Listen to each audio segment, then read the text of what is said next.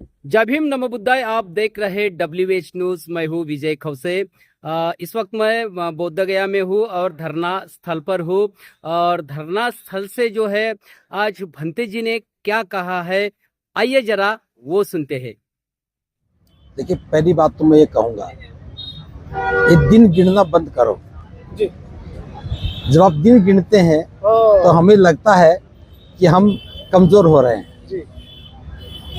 ये आंदोलन है और आंदोलन कभी भी दिन नहीं गिनता है। आंदोलन अपनी स्ट्रेटेजी बनाता है, आंदोलन लोगों तक अपनी बात पहुंचाता है, लोगों को अपने साथ जोड़ता है और इस कदर जोड़ता है कि वो एक ताकत बन जाए।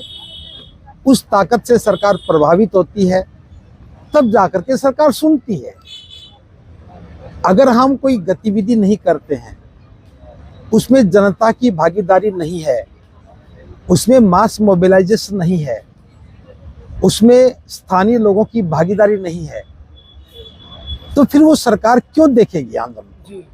इसलिए मैं तो आपसे भी कहूँगा, जब भी बात करो दिन मत गिनो, सिर्फ ये बात करनी चाहिए कि हमारा आंदोलन कहाँ तक पहुँचा। तो हम बता सकते हैं कि अब हमारा आंदोलन बोध गया से शुरू होकर के जिला गया में पहुँचा है। अब हमारा आंदोलन पटना की सीमा को पार कर गया है। अब हमारा आंदोलन 10, 12, 20, 30 राज्यों की सीमा में पहुँच गया है। वास्तव में ये आंदोलन महाबोधि महाविहार की मुक्ति का आंदोलन है, जबकि हमें समझ लेना चाहिए ये इतनी आसानी से मिलने वाला नहीं है। देखिए, आप दुनिया का सर्वश्रेष्ठ धर्म बुद्ध है, बुद्ध का धर्म है। दुनिया के सभी लोग बुद्ध के सामने नतमस्तक होते हैं। भारत की पहचान बुद्ध से है। विदेशी आते हैं तो श्रद्धा के वशीभूत वो बहुत बड़ा दान करते हैं। जब उनके मन में करुणा और मैत्री की भावना होती है, वो मानवता के कल्याण की बात करते हैं, तो उनके निशाना भारत होता है, ताकि भारत के लोगों का भला करें, भारत के लिए काम करें। तो वो सरकारें, वहाँ के लोग बड़े पैमाने पर जन कल्याण के लिए सहयोग करते हैं। जहाँ इतनी बड़ी धन की व्यवस्था हो, जहाँ इतना बड़ा सम्मान हो, जहाँ अंतर्राष्ट्रीय स्तर पर एक पहचान हो, जहाँ अंतर्राष्ट्रीय संबंध मजबूत बनते हों, भला उस स्थान को हम थोड़े से दिनों में पा सकते हैं। तो मैं समझता हूँ दिन कितने हो गए ये महत्वपूर्ण बात ये नहीं है। बात महत्वपूर्ण ये है कि इतने दिनों में हमने अपनी कितनी शक्ति अर्जित की है। हमें हर रोज अपनी शक्ति का मूल्यांकन करना चाहिए। सरकार देखे या ना देखे, इस पर चर्चा कम करनी चाहिए। तो मंत्री जी, जैसे कि दिनों की बात चल रही है, लेकिन आज से पहले ऐसा नहीं हुआ कि भारत के बाहर भी इस मामले को लेकर युद्ध स्तर पर आंदोलन हुए हो। लेकिन इस बार इतने से दिनों में आप लोगों की क्षमता देश की बॉर्डर को क्रॉस करके अन्य देशों में चली गई और वहां पर लोग प्रोटेस्ट कर रहे हैं, सड़कों पर नारेबाजी कर रहे हैं, भारत सरकार के से अपील कर रहे हैं और बहुत से लोग तो चेतावनी भी दे रहे हैं कि हम लोग इंडिया में आके भी फिर प्रोटेस्ट करेंगे। देखिए, जहाँ तक मैं देख रहा हूँ, पिछले 20-25 वर्षों से मैंने विदेश में रहने वाले बुद्धिस्टों को देखा है। पहले भी यहाँ के भिक्षु विदेश जाते थे, वहाँ के लोग बुलाते थे, धर्म की चर्चाएं होती थी, लेकिन वो केवल संगोष्ठियों में ही सीमित हो जाती थी, पारिवारिक कार्यक्रमों में सीमित हो जाती थी। इस बार सोशल मीडिया के प्रभाव से ये विचार देश की सीमाओं से बाहर गया। अब जो लोग कभी इस विचार से कटे हुए थे, जिन्हें यहाँ के बारे में कोई खबर नहीं मिलती थी, अब उनको भी लगा ये मुद्दा बहुत महत्वपूर्ण है, ये हमारी अस्मिता का प्रश्न है, ये हमारे स्वाभिमान का प्रतीक है और हम बौद्ध हैं तो महाबोधि महाविहार हमारा होना ही चाहिए, ये काला कानून निरस्त होना ही चाहिए। तो सोशल मीडिया की भूमिका ने इस आंदोलन के विचार को देश की सीमाओं से बाहर भेजने बड़ी महत्वपूर्ण भूमिका निभाई है। और निश्चित रूप से जो व्यक्ति बाहर जाकर के कारोबार कर रहा है तो वो ज़्यादा सजग तो है ही है। तो मैं तो आपको साधुवाद दे रहा हूँ कि आप लोगों के प्रयास ने इस आंदोलन को अंतर्राष्ट्रीय आंदोलन में बदल दिया है। मंत्री, आपने 4 तारीख से एक शिविर शुरू किया है जिसमें लगभग 350-400 करीब भिक्षु भी हैं, और आपने कुछ नए लोग भी तैयार किए जिनको सुरामने के रूप में आपने कुछ महिलाएं भी उसके अंदर है। मुझे लगता है 50 से ज़्यादा संख्या महिलाओं की भी है, लड़कियों की भी है जो अभी पढ़ रही हैं, उन्होंने भी स्वेच्छा से अपने बाल उतार दिए। ऐसा क्या आप उनको मतलब ट्रेनिंग देते हैं कि वो स्वयं ही अपनी सुंदरता भी छोड़ देती है? देखिए, ये विषय सुंदरता का नहीं है, ये विषय महिलाओं के लिए सबसे प्यारे उनके बाल होते हैं ना। मैं बताता हूँ। एक तो बाहर की सुंदरता है, एक है अंदर की सुंदरता। बाहर की सुंदरता तो हर ब्यूटिशियन करता रहता है, लेकिन जब बुद्ध की शरण में आते हैं तो बाहर की सुंदरता का महत्व नहीं है, अंदर की सुंदरता। और अंदर की सुंदरता बुद्ध के सिद्धांतों, बुद्ध के विचारों को जीवन में उतारने से आता है। तो जिस महिला या पुरुष को ये विचार समझ में आता है, वो अपने कल्याण के लिए, अपनी शांति के लिए, अपनी सुख और समृद्धि के लिए, अपने आप को धर्म में पारंगत करने के लिए वो आते हैं, और जो सांसारिक चीज़ें हैं इन सबको छोड़ते हैं, बालों का त्याग करते हैं, ये रंग बिरंगे वस्त्र का त्याग करते हैं, कासाय वस्त्र पहनते हैं और धम्म की साधना में रत होते हैं। कुछ लोग आजीवन के लिए भिक्षु बन जाते हैं, कुछ लोग कम समय के लिए बनते हैं। ये तो धम्म की एक परंपरा है, सीखने का भी एक माध्यम है। और मैं बताऊं, हमारा प्रयास यही रहता है कि ज़्यादा से ज़्यादा लोग धम्म को समझ सकें।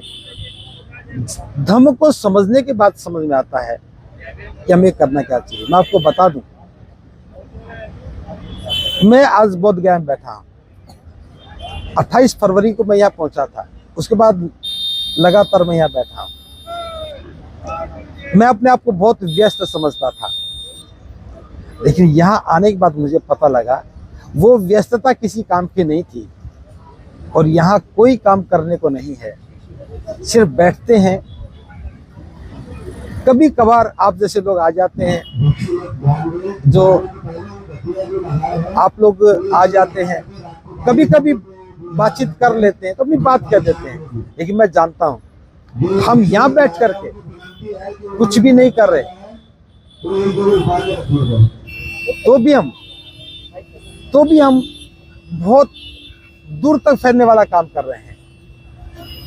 तो मैं समझता हूं, मुझे तो आज समझ में आया कि बोध गया महाबोधि महाविहार की मुक्ति से बढ़कर दूसरा कोई काम नहीं है।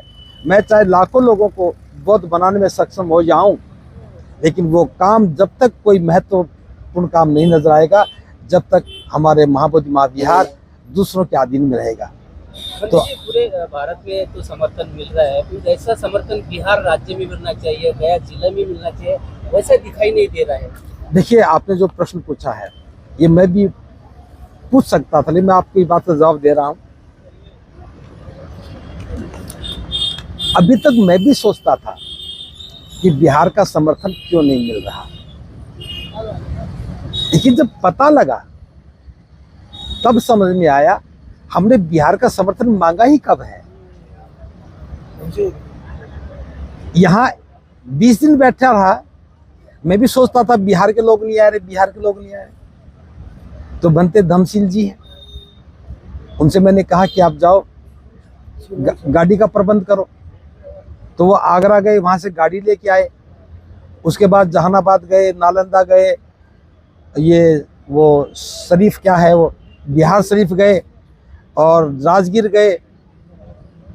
वो लगभग 12-13 दिन तक क्षेत्र में गुजरे, तब जाके पता लगा कि लोग तो तैयार हैं, हम उन तक पहुंचे नहीं और हमारी बात उन तक नहीं पहुंच पाई।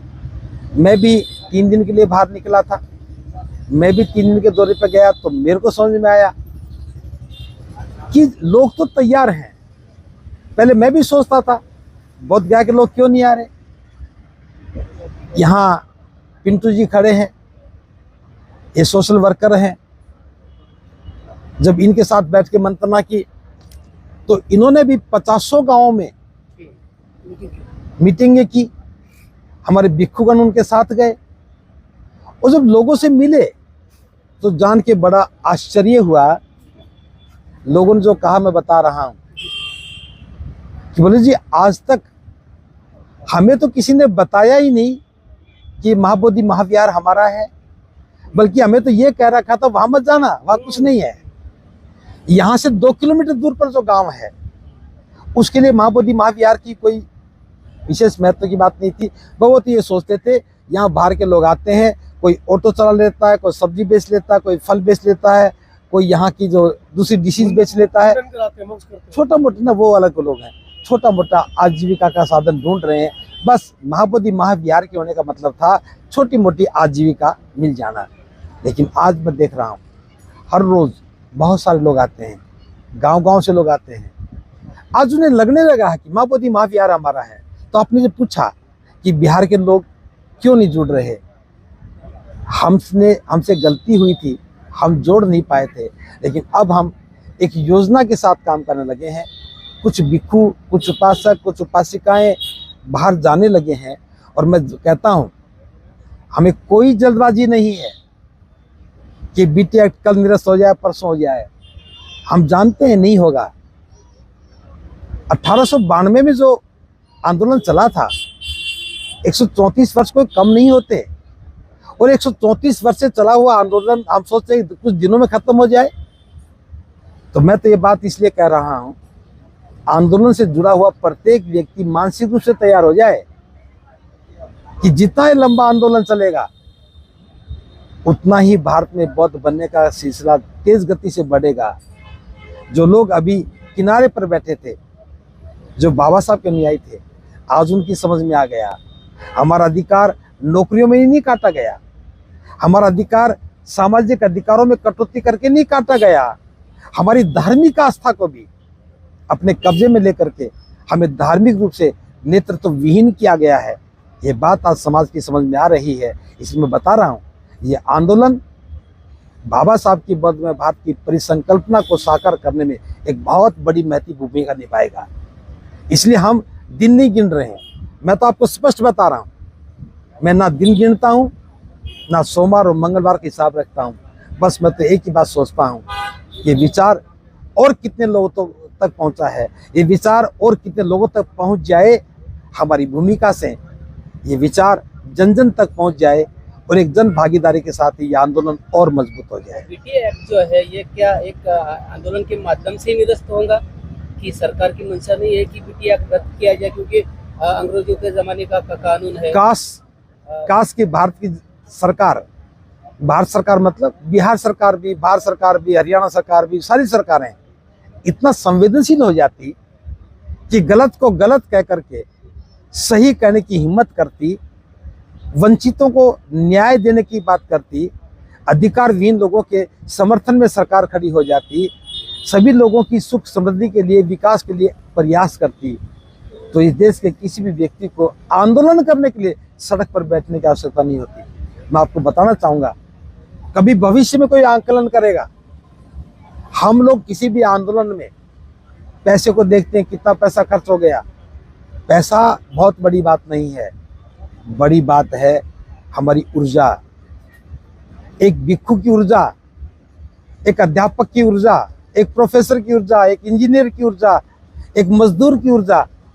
जो लोग यहाँ आकर के बैठे हैं, अगर वो यहाँ नहीं बैठे होते, वो समाज के कल्याण के लिए काम करते, वो राष्ट्र हित के लिए काम करते, तो देश प्रगतिशील होता, देश गतिशील होता। ये सरकार अगर संवेदनशील होती तो सभी बुद्धिजीवी लोग देश के निर्माण में लग जाते। आज हम यहाँ बैठ करके अधिकार की लड़ाई लड़ रहे हैं। हमें लड़ाई तो जीवन कल्याण की लड़नी थी, हमें लड़ाई तो देश की समृद्धि की लड़नी थी, लेकिन हम महाबोधि महाविहार की मुक्ति की लड़ रहे हैं। तो मैं तो कामना कर रहा हूं जो प्रश्न आपने पूछा है सरकार की समझ में आ जाए, बिहार सरकार की समझ में आ जाए, केंद्र सरकार की समझ में आ जाए, सर्वोच्च न्यायालय की समझ में आ जाए। तो बिना मांगे ये अधिकार मिलना चाहिए था, लेकिन जो नहीं मिला इसलिए बोलना पड़ा है, लड़ना पड़ा है और आंदोलन के लिए बैठना पड़ा है। मंत्री जी, आपका परिचय देकर लोगों को क्या आह्वान करेंगे इस आंदोलन में जुड़ने के लिए? देखिए, तो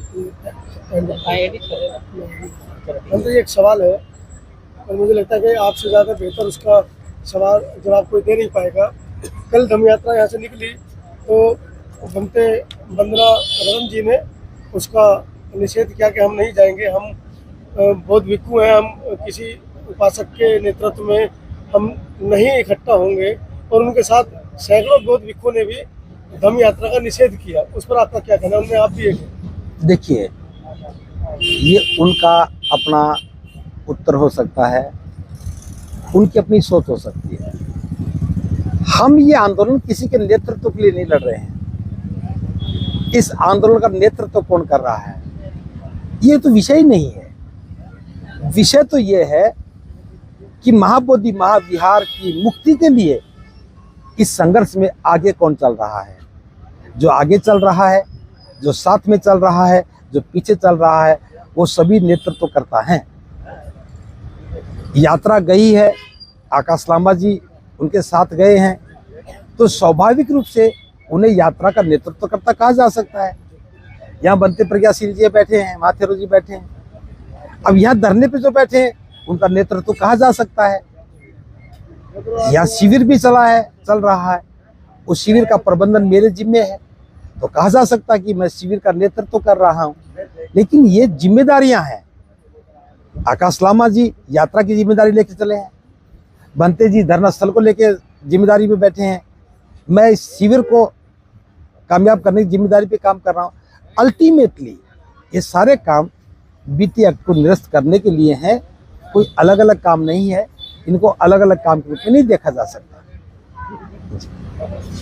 मोदी जी, आपका परिचय देके इस आंदोलन में लोगों को शामिल होने के लिए क्या आह्वान करेंगे? आखिरी सवाल है। देखो, भिक्षु का परिचय इतना ही होता है कि भिक्षु का कोई नाम जान जाए, तो परिचय के नाम पर तो मैं भिक्षु करुणाशील राहुल, और मुख्य रूप से मैं हरियाणा, उत्तर प्रदेश, राजस्थान, दिल्ली, गुजरात इस क्षेत्र में काम करता हूँ, उत्तर भारत में।